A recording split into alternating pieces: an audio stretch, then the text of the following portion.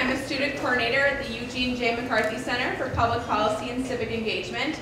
We want to thank you all for coming out to our Politics in a Pint on the Catholic Church, Politics, and Social Justice, which is being co-sponsored by the CSB Coach Chair in Catholic Thought and Culture. And Dr. Jennifer Bestie couldn't be here tonight, but we're very thankful that Dr. John Merkel of the Department of Theology is stepping in to interview Bishop Donald Kettler, class of 1970. So we hope you enjoy our event. Feel free to get up throughout the event and keep getting pizza. And also know that we have spots available upstairs. So once again, thank you so much for coming out tonight.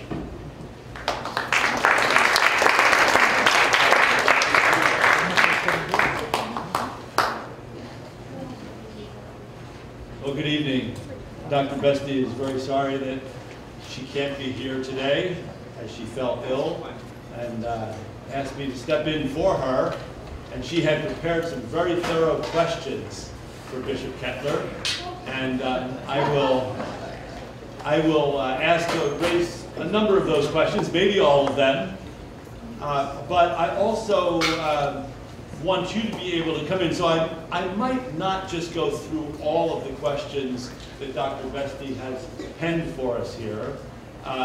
Maybe I'll take 2 or 3 of those questions. We'll play it by ear and then open it up to some of you. There are also a number of questions that McCarthy, or students associated with McCarthy Center, have submitted to Dr. Bestie, and they're on this list as well. So I may raise some of those, but maybe some of those people are here and you would just like to stand up and raise the question yourself. So we'll play it by ear, but I just want to say it's a real joy and an honor to be here with Bishop Kettler, whom I just met now for the first time. He graduated a few years before I started teaching here. I'm very delighted to meet you. Before we get to Dr. Bestie's questions, I'd like the bishop to introduce himself, to give us some of his background, both when he was here and since then. Go for it. Thanks. Evening, everybody. It's nice for me to be here. I do appreciate this chance and just to be able to share some time with you. Thank you. I appreciated my 6 years at St. John's a lot, and I'm happy to be here with you today. I grew up in Sioux Falls, South Dakota, so I'm from near here, and then I went to Crozier for 2 years of college. I tell everybody the reason I went there, not only because of that, but it was cheap. Can you imagine that board and room and tuition then at Crozier for a year was $850? And so I picked Crozier over St. John's because of that. St. John's was a little bit more expensive, but not much. 2 years there, 6 years here, got an undergraduate degree here. We were the last class, the class of 1966, to have to get a degree in philosophy. After that it changed, so we just had to have a certain number of hours and so on, but I was the last class of philosophy, and then 4 years of theology. After that I went back to South Dakota to be a priest there, was ordained in 1970, and worked primarily in 2 places, Aberdeen and Sioux Falls, South Dakota, for the next 30 years. During that time, I did go back to school at Catholic University to get a degree in canon law, and then worked until 2002 in Sioux Falls Diocese, and then Pope John Paul II asked me, it's not quite as exciting as that, but sort of asked me to become the Bishop of Fairbanks, Alaska.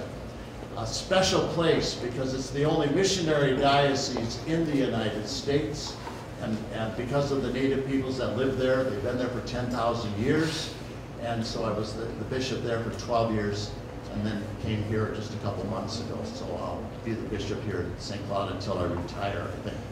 So that's just a little bit. I got a brother and 2 sisters. My mother and dad are deceased. My mother just died recently in September at the age of 100, so she did well. So, but I'm happy to be here. We'll try to do the best we can with these questions and tell you what I'm thinking about anyway. Thank you so much. So the first question that I have here for you is, why should the Catholic Church, and perhaps more broadly speaking, religious communities, be involved in politics, and specifically in our context in U.S. politics and state politics, and why should they attempt to influence public policy? Life without some sort of guidelines, without some sort of values, isn't very good life.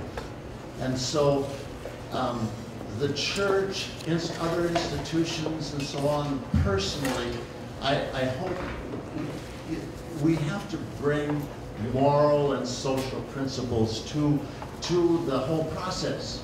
I don't know if the people don't have some principles to work off of, especially our leaders, if they're there just to kind of take care of us, but without any kind of values at all, it wouldn't work. And so we're here we believe, and I believe strongly that there is a relationship with God, that God created us, God put us here, He put a plan together. We're going on a journey to His kingdom, and in order to achieve that, in order to fulfill that process, we need to have guidelines, and then society needs to have those to help us get that same journey in. So I believe it's just a given that we have to have these values somewhere, and our job is to help provide those for everybody, including especially our leaders, our representatives, and so on. Thanks. Speaking of guidelines, the Catholic Church has social teachings, Catholic social teaching, which is often referred to as Catholicism's best kept secret. We have the 7 themes of Catholic social teaching above us here.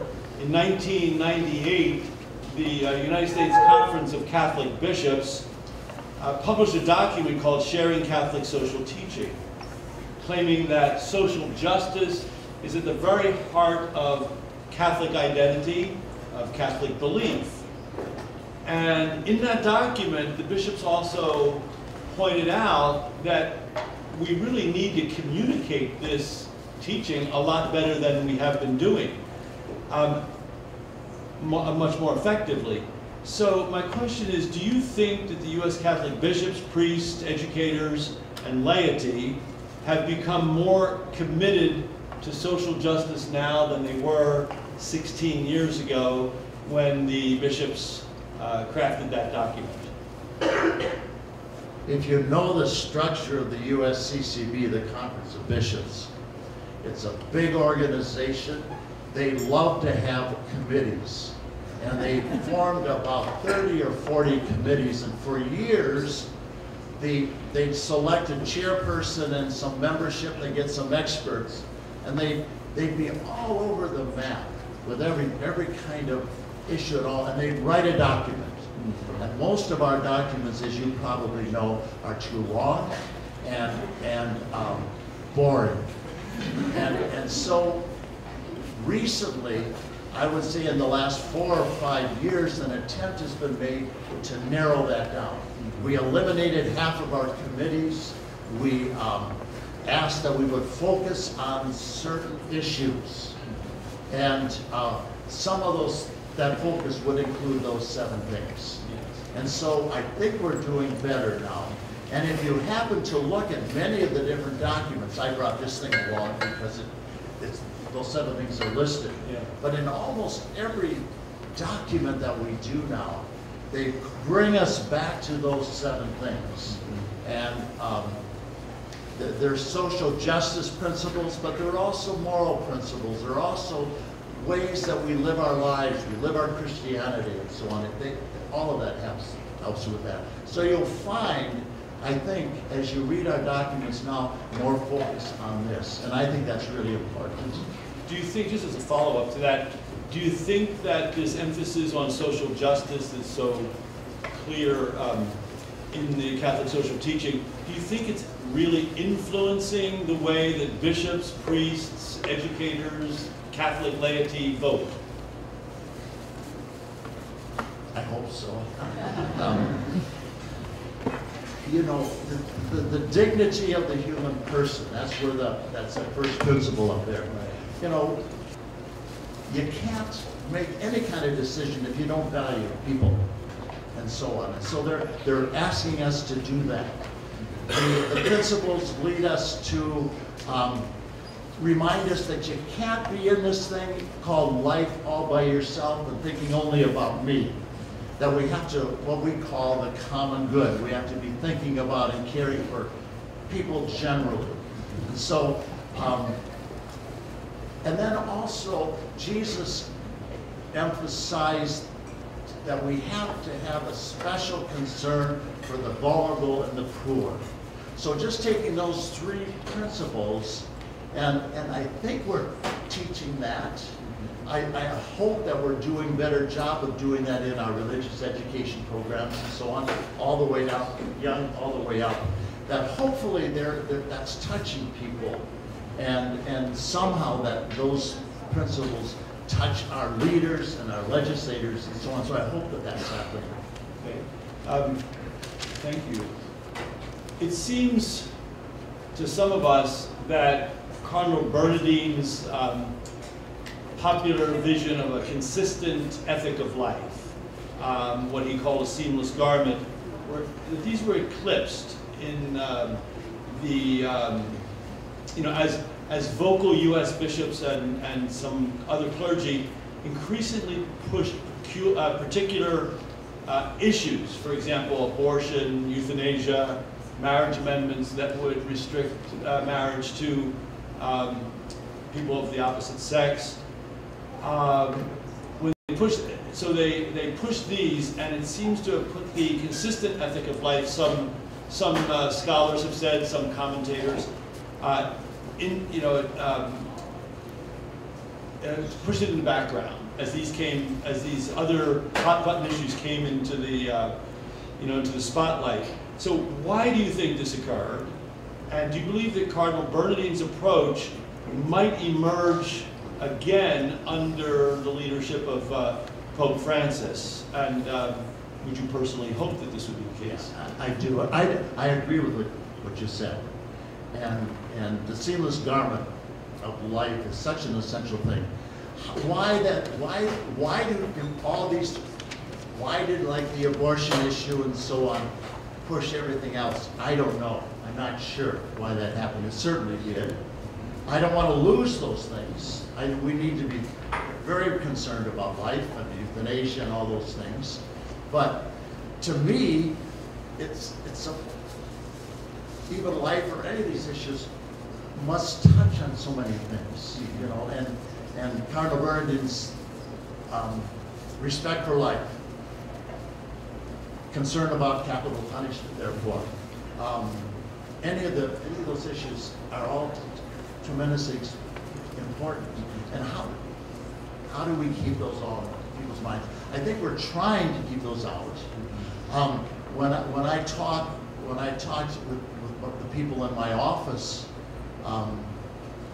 mostly in Fairbanks, and we looked at the curriculum for elementary school and so on, we didn't see a lot of this ethic of the seamless garment. We didn't see a lot of these principles of social justice anywhere, and so on. And it was focused on some other things, and I think Pope Francis saw that too.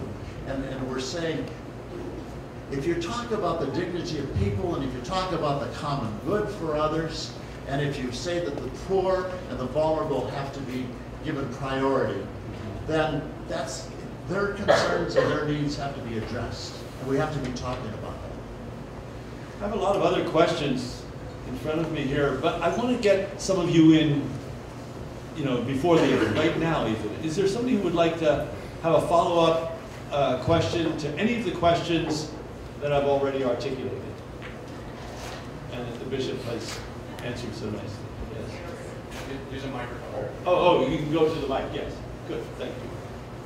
Anybody? We'll be thinking about it, and if I see somebody, it's just this one mic here, is it? Okay, if I see somebody walk up there, I'll stop my questioning and we'll go to that person. Okay, so just know that you can walk up there during the course of this. You don't have to wait until the end. So another question, just to preface it, the U.S.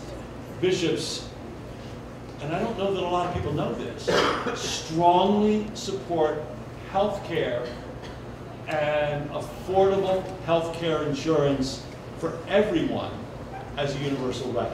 I don't think the common person knows that. The common person knows Catholic teaching on contraception, probably, right? But I don't think most people, including the majority of Catholics, know that the bishops strongly support affordable health care insurance for everyone.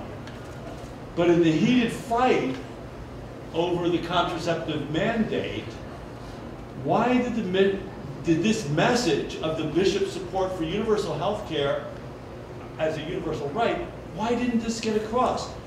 Why did Catholic bishops, some of them, allow so many people to use the contraceptive issue to cover the fight against health care and health care coverage, all the while neglecting to clarify the Catholic churches and their position on this? It seems like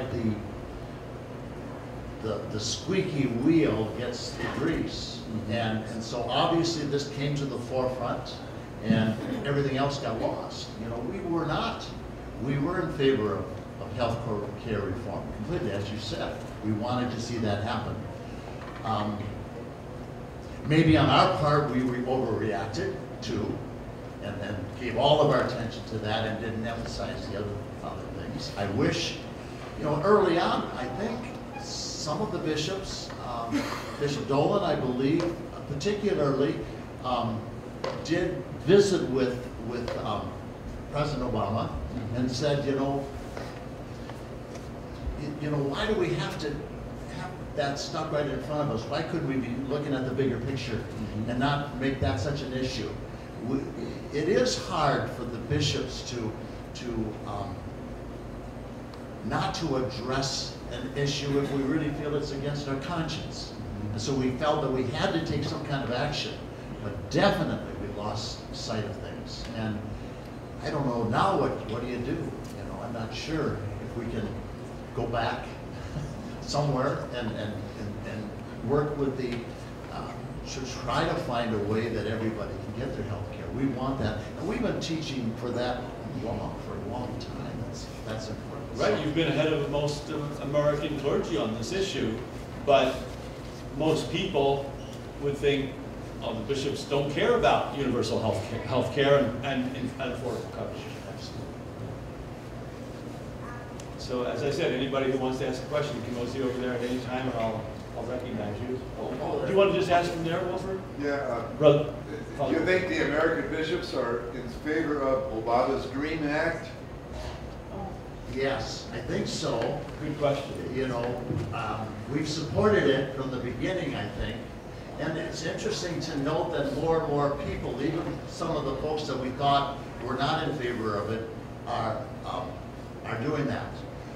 When it first came out, we did meet in Alaska with our legislators, one was Democrat, one was Republican, and we got one to support that, who we didn't think would do that.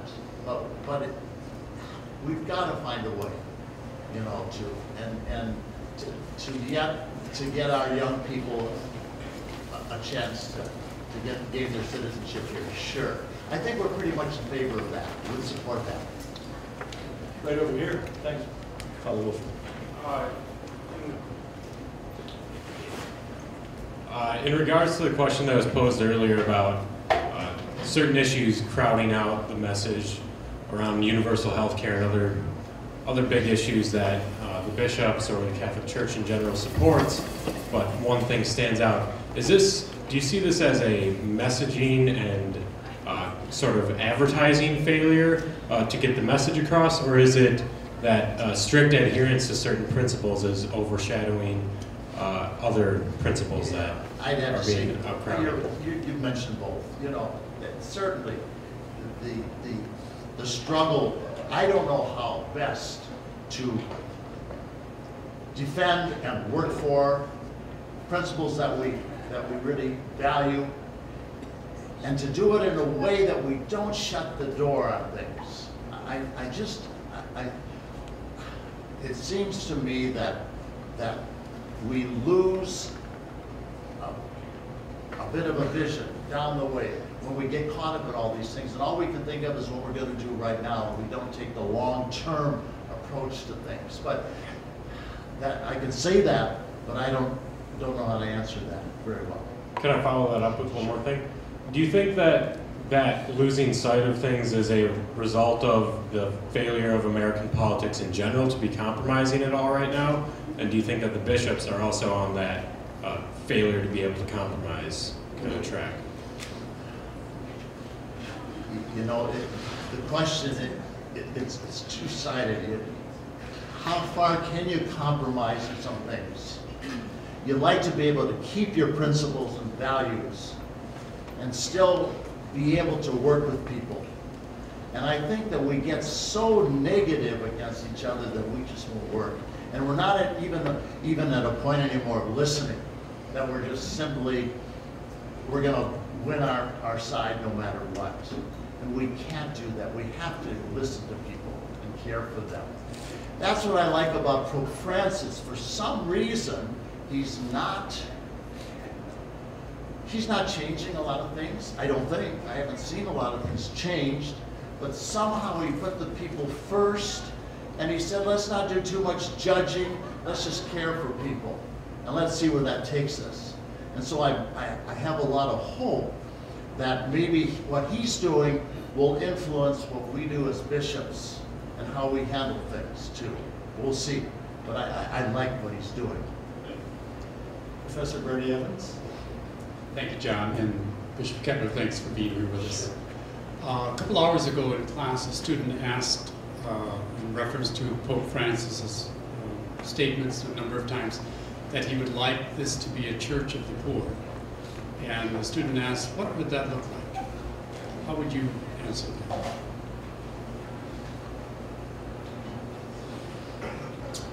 You answered well. I don't know. I'd like to see the presence of the church, its leadership, its ministerial people being present more with the poor. I don't know, just having a presence there. I can't think of anything more important than for me to be out there where the people are. And I think he's doing the same thing. But you just can't be there and not do anything about it. And then really actively, proactively trying to care for those that are poor. And we can spend our finances and so on a lot of things. I think we have to be called back to saying this is where we're going to put our emphasis. And I think that's what he's calling us to. But you know, we're not going to do much of that if we're not present with them, and that we spend a lot of time there. And then if we hear what they're saying and try to respond, I think we'll do a better job.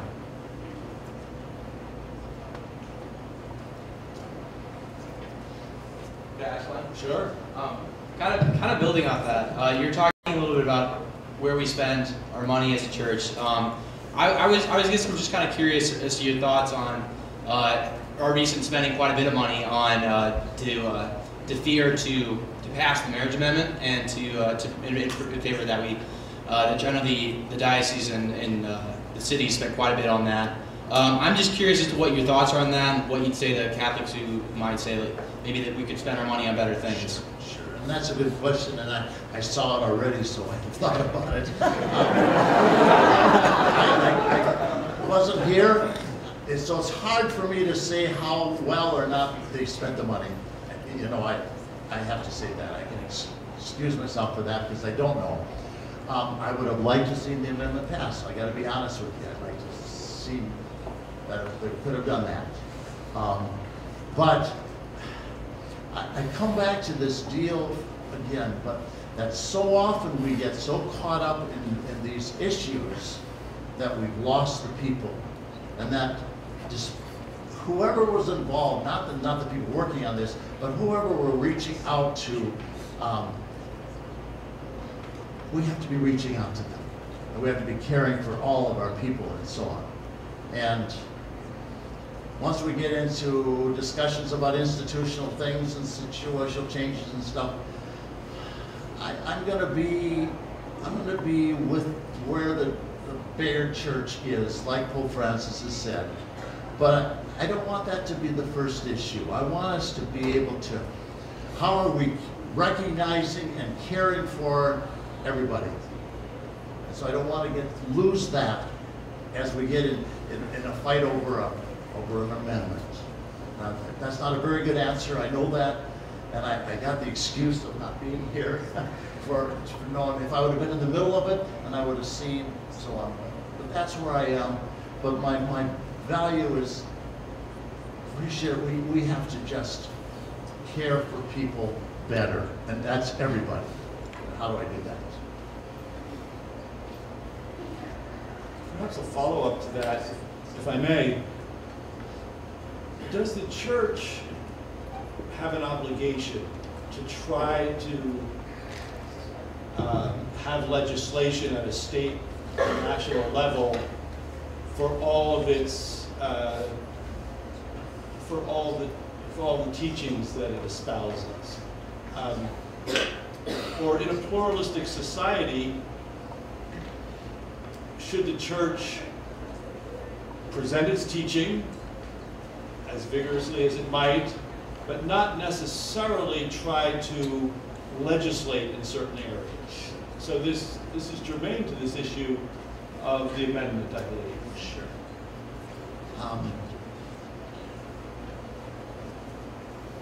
It's a discussion that we have about we get talking points when we teach and so on. We have talking points in front of us that come nationally to us. From the U.S. From the USCCB, Catholic bishops, okay. sure. And there is some room in there for some discussion about things. You know, you think of the bishops as being a monolith. All of us are all the same place, but that's not the case at all. And you know, how do you have a country with multi-diversity and so on, and how do you present your values on people that maybe aren't under that umbrella? You know, how do you do that? And so on. The argument on the other side for doing that has to do with the fact that some of these values are not just Catholic or not just Christian, but they're human dignity questions and so on. And how would that apply? I can't answer very easily, you know, how we do that well. And there is that two-edged sword of we want to lead all of our people with good, strong Christian values, and what about some of those that maybe they don't hold? How do you bring both of those together? And that takes a lot of prayer, a lot of reflection, a lot of study, and when you decide how you're making your decisions, make sure that you find out as much as you can about an issue, learn about it, talk to people, pray about it. And my biggest concern today is that somehow with the secularization that is taking place, it's pretty clear that it's happening, that we don't have any kind of a relationship with God or a transcendent or whatever you want to say. And without that, then pretty much individual things happen. And the decisions are made for me.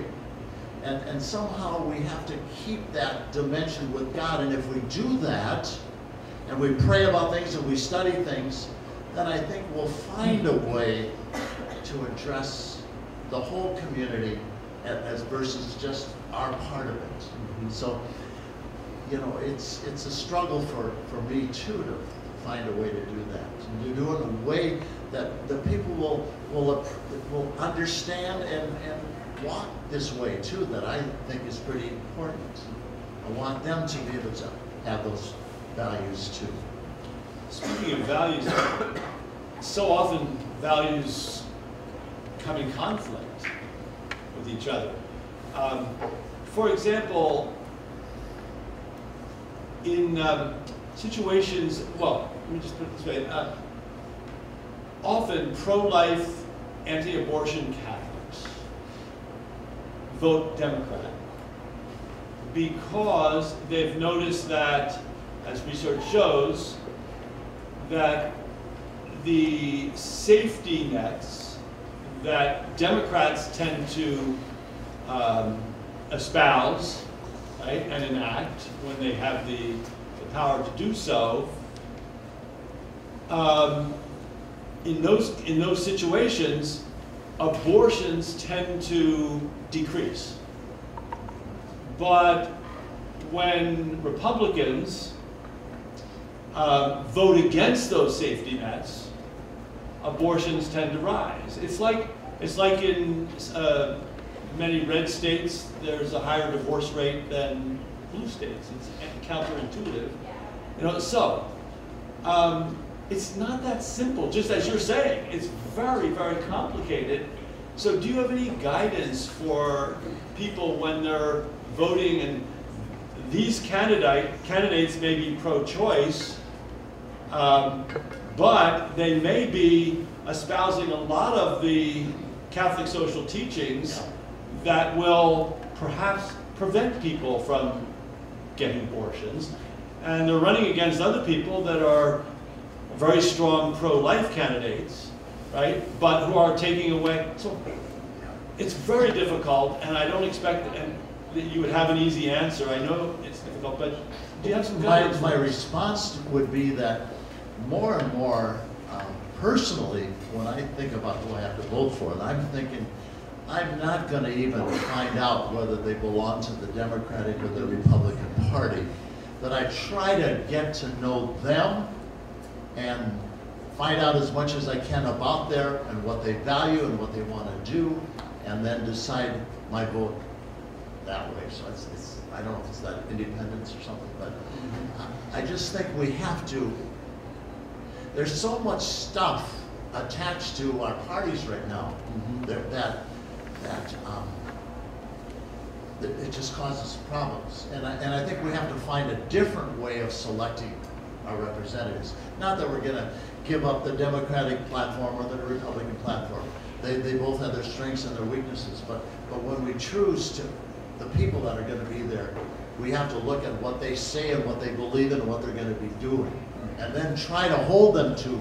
Sometimes I find that they tell us something, and then once they're elected, it goes in a whole different way. And to hold people to what they said that they're going to do.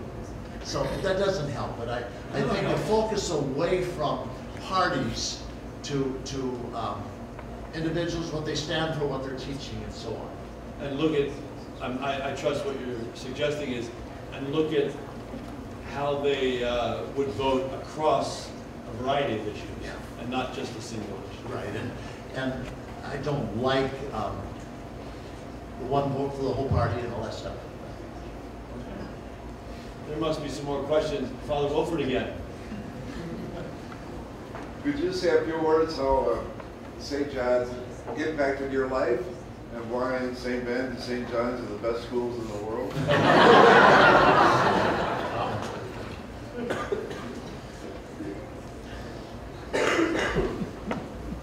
Of course, when I was here, we won 2 national championships in football.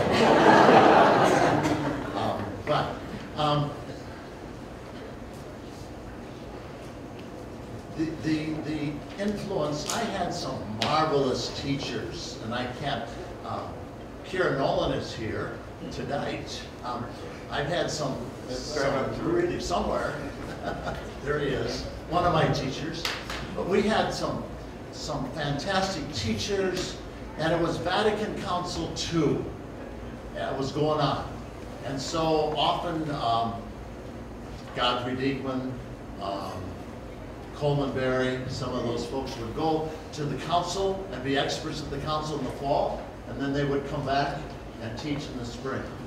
And I wish I would have appreciated a little bit more what they had for us. But to be a part of what Vatican Council did, and a lot of it was done because of the people here, would be an especially long-term thing for me. Well, I made it through the seminary, and I became a priest in part, and a bishop, I guess, in part because of what I got here.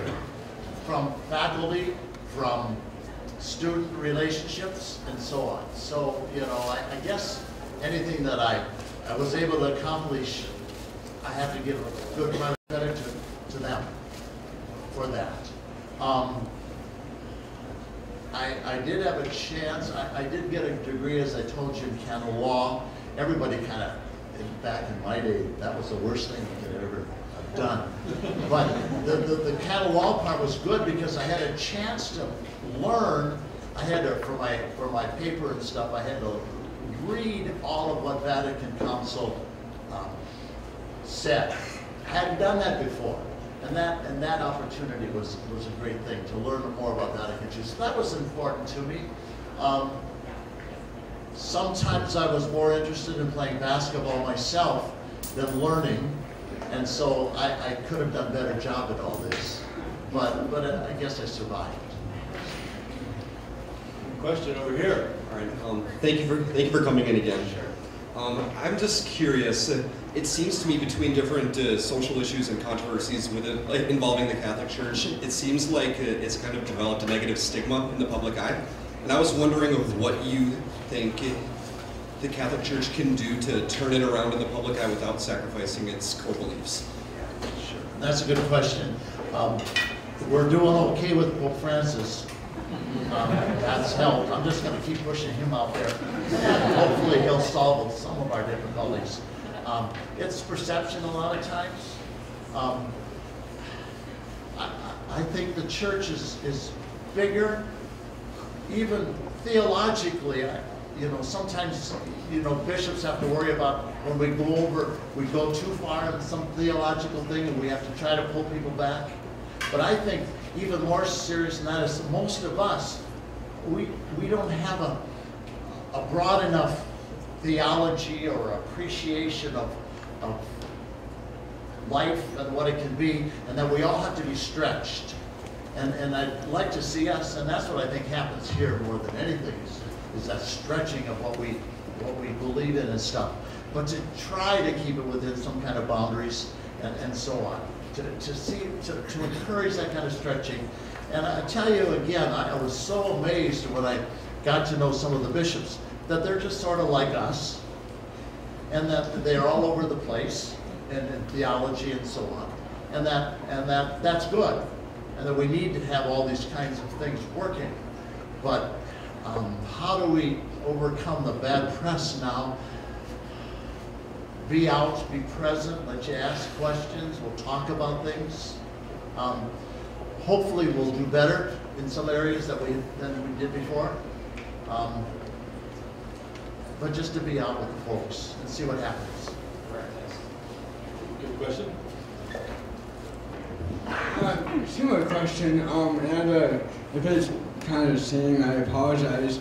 But how do you take that question and apply it to the youth, the young adults, people under 18, you know, people like us, a lot of people, you know, a lot of young people are losing their faith and stuff. So how do you apply maybe that question and your answer to my particular question? I almost think sometimes that this group here, we're already too late with you know, sharing their faith with you. Our parents, your parents, didn't have an opportunity in a lot of ways to learn all the Catholic faith and so on, and some of that got lost, and our parents kind of drifted away. So they didn't give us a chance to share with you what my parents would have shared with me. And so that, you know, so you're kind of, in some cases, you're on your own now to find your way with your faith and so on.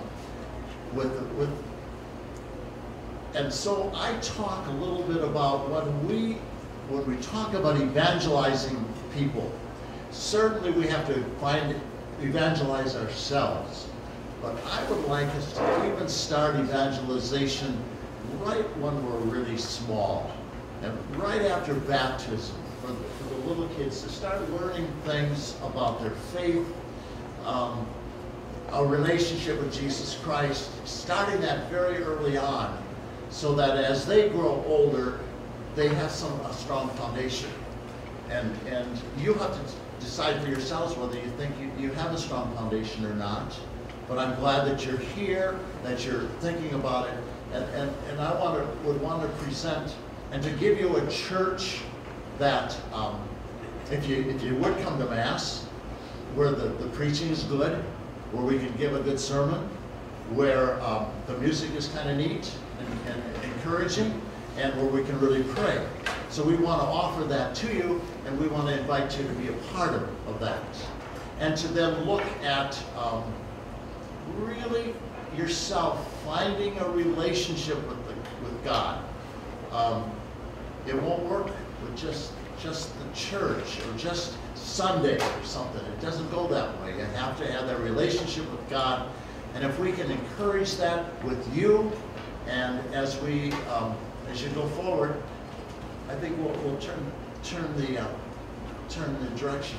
And regardless of the foundation that you're mentioning, some have it and some don't have much of it, perhaps. But as you said, they're here, and we have vibrant campus ministries here. We have a vibrant theology department. So you have the opportunity to avail yourself of programs in spirituality, theological learning, and I know that many of you take advantage of that very nicely. Brian, it is, right? Yep. Bishop, kind of on a different note, many individuals don't know that the Catholic Church has taken a very progressive stance on comprehensive immigration reform. Can you talk about why the Church has taken this progressive stance and why we see it as relating to the poor and vulnerable or solidarity, and particularly why this is a relevant issue for the Diocese of St. Cloud? Sure. Well, it's obvious when we start talking about the value and importance of people and their dignity that we have to take care of them. And it can't just be the ones that have been here for 1,000 years, that there are other folks here, and that we have to find a way that's not going to tear their families apart, not going to send some back, and those kinds of issues. We've got to find a way to do that. And I don't think we have a right to exclude almost everybody from our country. You know, even if there would be a lot coming. You know, I think we got here that way, and so I would like to be able to see that other people who would want to benefit from our country could get here and to be a part of this.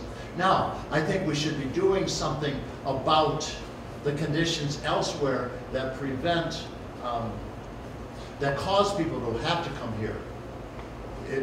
That means that so much of our world is poor and is hungry and so on, and we've got to be doing something there so that many people would not necessarily have to choose to come someplace where they can do more. But once people are here, let's find a way to help them. The DREAM Act was really important for that. But we've got to find a way. And it's going to be a tough road. I think there's some interest in finding, for people who have been here a long time, to find a way. But, you know, if you're asking me how do we do that, I'm not sure. But I'm going to at least say we got to do it.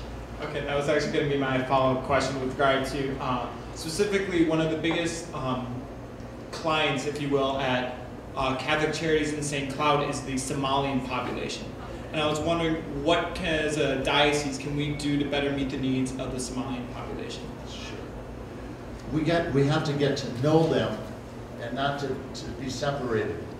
And there's a couple things that we've been trying with the women and the mothers that I was happened to show up something that they were doing, that we would help sponsor some opportunities. We're sponsoring some education things for them and so on. So we're going to do some of those things ourselves. But again, reaching out, listening, being part of that. Can it be difficult sometimes? Certainly. But I'm going to encourage us to be out there with them. Speaking of the Somali population, that reminds me of something dear to my heart, interfaith action. What are some of your ideas related to collaborating with people not only of other Christian denominations, but of other faiths? We have to do that. And it's been part of my priesthood to be involved in those kinds of things over the years. And so it's really important to me. For a long, it can't just be getting to know you, and it can't just be getting to know your beliefs. Somehow we have to go beyond that to share some things, even in our faith and so on. We have to share it, because I'm afraid after a while just talking about things, and everybody's kind of gotten tired of that. What's the next step that we haven't taken? Or I see a trend in our church about less interest in ecumenism and in less interest in inter-religious things than when I was first ordained. All right. And I'm not sure all of the reason for that, but we have to turn that around. I appreciate that. Brother Jim, you have a question? Between Pope Francis and Bishop Kettler, it seems to me that the whole pastoral care of the church, we have not only of the church, but of the world. I mean, Pope Francis has now reached out to many other different faiths and one thing after another. And so it's a pastoral care and not suppression. There's a huge difference in the change that we need. We were into suppressing different groups of people instead of listening. And I think as you're with us, even in the diocese, and I know you go to all these meetings and one thing after another, but when you come home, you say, I'm going to teach my people this. And so as our pastor, and as you're here, I think that will come about. Sure, thanks. And as I said before, starting pretty early on, pretty young. I like to do that. Brian, when he was up here, mentioned a progressive issue that leaders in the Catholic Church, take or push. But there's another one that comes to mind. Is environmental concerns. And the last two popes. I mean, this is an area where Benedict, not known to be a liberal by many standards, was rather progressive, and it seems to me, in the little that I've been able to read since he's become pontiff, that Francis has a good record on this environmental issue. Do you think the United States Conference of Catholic Bishops is going to make, maybe they've already made it a top priority, do you think they're making it enough of a priority, concern for the environment, and what do you plan to do, Bishop, to inspire people in the Diocese of St. Cloud to really be much more concerned for the environment, to reduce carbon footprints, etc.? Sure. We were one of the first, so I guess we've done something with that. In Alaska, we did sponsor a climate change workshop 4 or 5 years ago, because in one of the parishes, one of my parishes, by about 2015 or 16, it's going to be underwater. So we're just trying to take care of that parish. To move it, you know, it's been a big thing. So it's definitely happening. Global warming is happening. You can see it all over Alaska. I don't think it's only because of the green gases and so on. One of the most expert scientists about global warming was in my parish up in the cathedral in Alaska, and he said, no, you know, that's too simplistic a way. We can do some things, and we have to do that. But he said there's some other factors, the cyclical stuff, and volcanoes, I didn't know, have a tremendous effect on global warming, and sunspots and all those kinds of things. So he says you got to know the whole picture. There are some basic things that we should be doing with houses, with cars, and so on. We just have to be looking at that seriously. And I would be supportive of that. I don't think we've given it enough emphasis.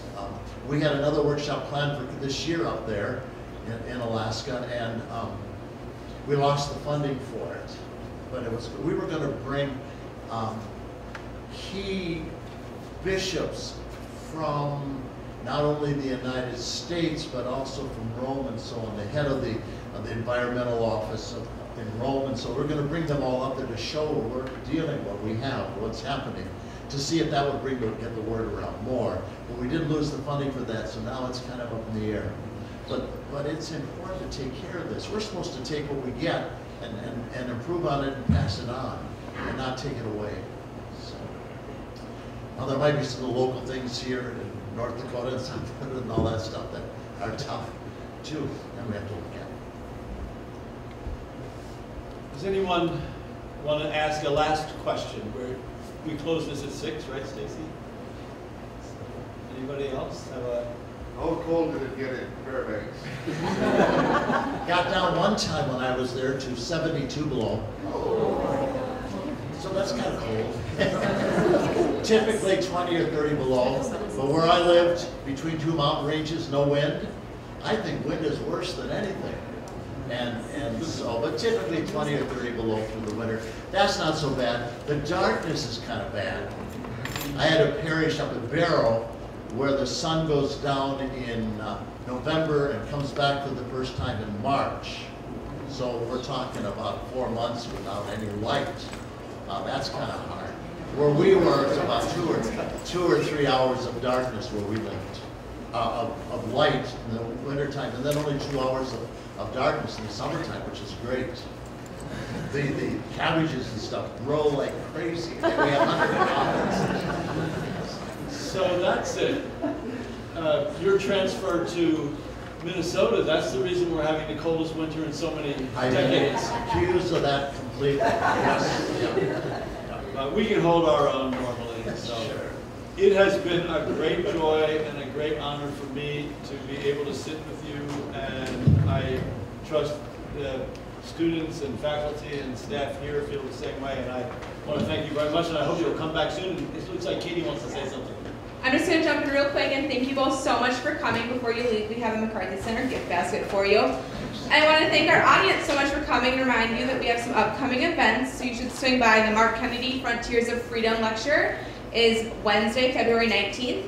And we also have our lecture celebrating the Joseph P. Ferry Professorship, which is the following Wednesday, the 26th. And check your emails for more upcoming politics in a pint before spring break. So thank you so much. Looks like there's a little bit of pizza left, and feel free to stick around.